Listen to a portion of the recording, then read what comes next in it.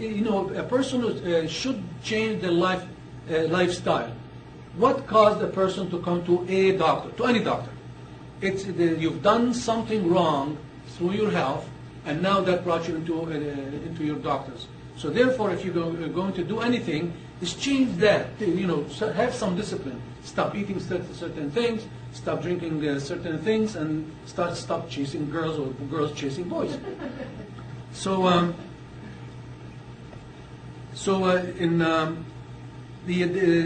you want to differentiate between a medical and a medical doctor and a naturopath, a medical doctor goes to school for 7 years altogether to become a medical doctor. A naturopath goes for 8 years.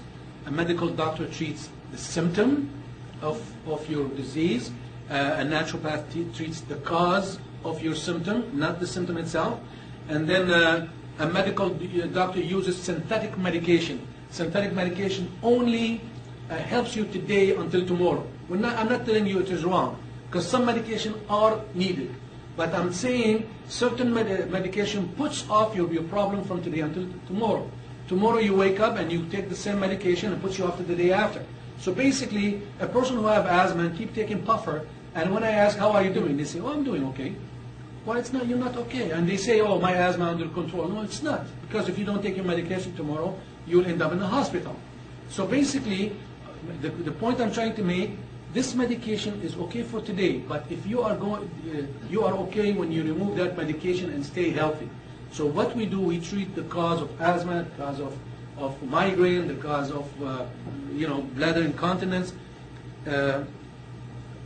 Now, what causes an illness in our body? Obviously, there are several factors that brings my body to become ill. Number one is having an organism attacking my body. An organism could be a bacteria, could be a virus, could be a rickettsia, could be a fungus. Of course, this is not the scope of our talk today. Today we are talking on specific things, and we're directing it towards our nutrition. So if you get a virus or a bacteria or a fungus in your body, if your body is weak, then that virus or bacteria will be able to invade your body and cause a sickness.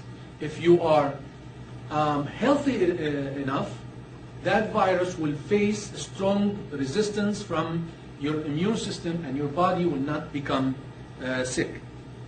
So in diet, we have only two ways. Other than being a normal and good diet, we have two ways. One way is to cause toxicity through the food we eat, or we cause deficiency.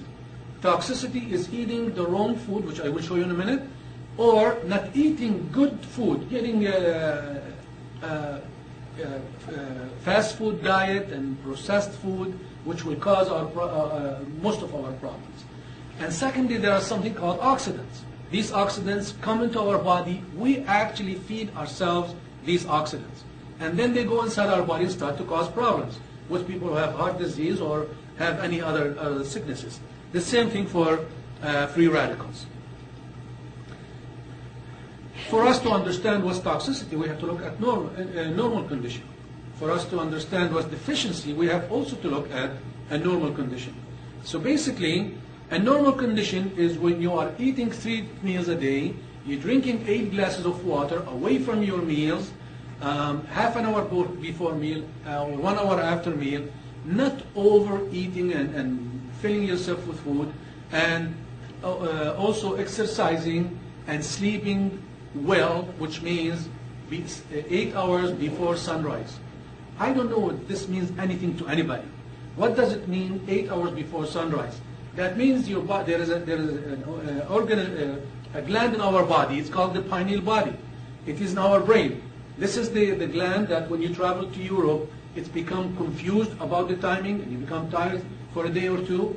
This is the same, or you travel to Toronto if you drive. This pineal body gets confused on time. And this is the one that shuts off and starts your repair in your body. During the day, if you cut yourself or you knock your shoulder on the wall, or doing your own dieting system, all these will lead to deficiency inside your body. Now, this is the normal process, as I said. From this, if you inducing toxicity means taking medication. I don't care what you say, what medication. Even an aspirin is medication. If you take Tylenol is medication. Even though it is over the counter, that doesn't mean it is not a medication. Do you know Tylenol contains a substance called acetaminophen? And acetaminophen is a substance that, if you read the insert with Tylenol, it says it causes damage to the liver, and most people feed it to their children when they cry, when they are infants. So basically, if you start to take medication or start to drink or smoke, and people say, well, I'm healthy, so I'm fine. In the meantime, there is accumulation of material inside your body until such time your body reaches a lot of sicknesses and have, let's say, an allergies or whatever.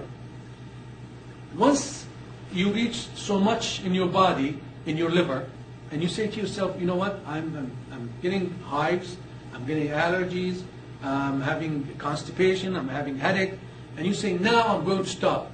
Now you realize that you had loaded your body with so much material, heavy metals and whatever.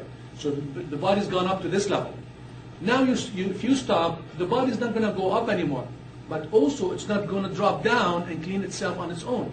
It will maintain on that level. So this is what I wanted to point out. That once the body starts to go up, and you stop doing what you're doing here, you stop drinking, and you became a good person in terms of diet, and you're not going to do anything bad, so the body would stop the increasing of your toxicity, but it will remain on that level. It will not drop on itself.